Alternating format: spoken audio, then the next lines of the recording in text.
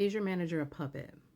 And I want to talk a little bit today about what this type of leadership looks like, why they are like this, and what you should do if you have to report to someone every day who is a puppet leader.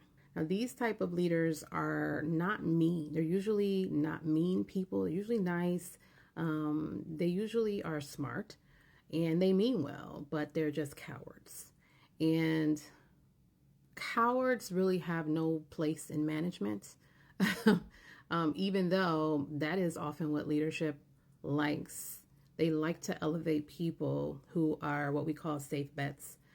Safe bets, I did a whole video describing what a safe bet was. Check it out. A lot of these types of managers are safe bets. Leadership is very comfortable with them because they know that they will never ever push back on anything that they do. They are not going to advocate for you. They don't advocate for themselves. They have this very scary approach to leadership. When I say scary, I mean they are scared. They're scared to make decisions without checking above them all the time.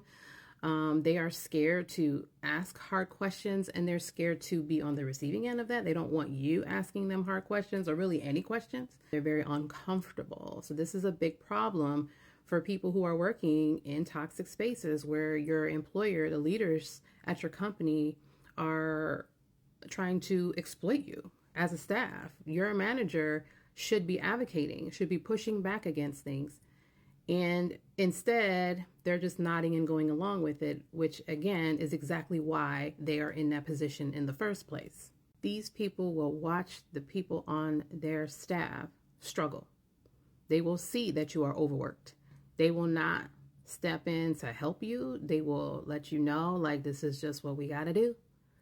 It's never their fault. And they're always helpless. I can't do anything. This is what they want. You know, they're so passive. Like, there's no fight in them. Again, that's why they're there. A lot of times they think if they just continue to align with leadership and they do it publicly, oh, isn't this great? Isn't it great that everybody's gonna have to work 15 hours more per week? Yes. Like, they do that kind of stuff. And they think that this is gonna help them climb the ladder. And it, in many ways it will, but they're not respected. They will continue to get pulled up because they are useful, because they are a good barrier in between, leadership and you. And they just go along with everything.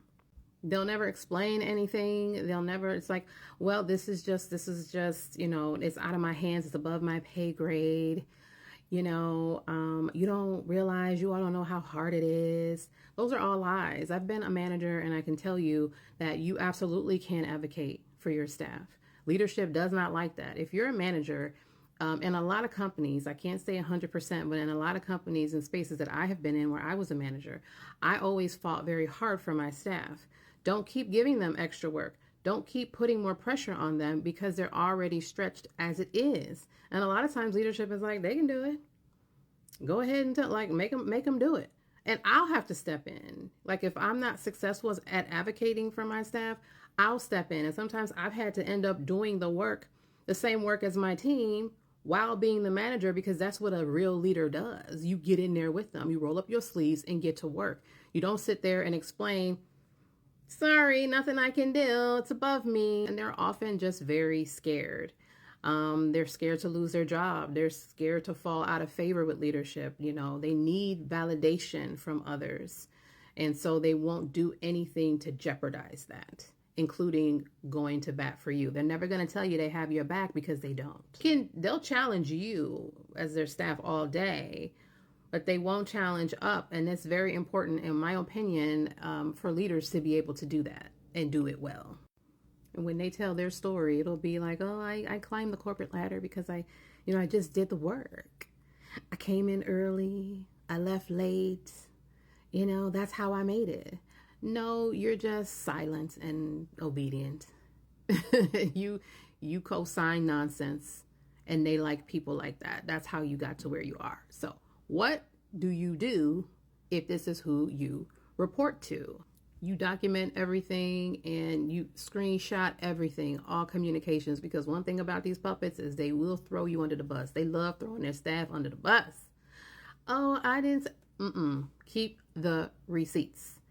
You also need to make sure that you build relationships and advocates outside of that manager, because they're never going to be that for you. So you have to align with people. I don't care if it's in a different department, somewhere else, somebody, preferably someone who's in a position of power who can advocate for you when necessary. And you got to hold on to your boundaries. You have to make sure that you say no. You're comfortable to say no. These are the things that I'm not doing.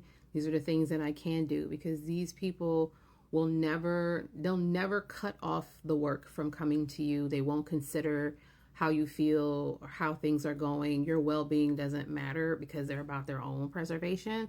So they're concerned about themselves instead of you. So know that you're on your own, but you can still do well. You can still do well. Let me know in the comments if you've ever worked for someone like this and how did you handle it.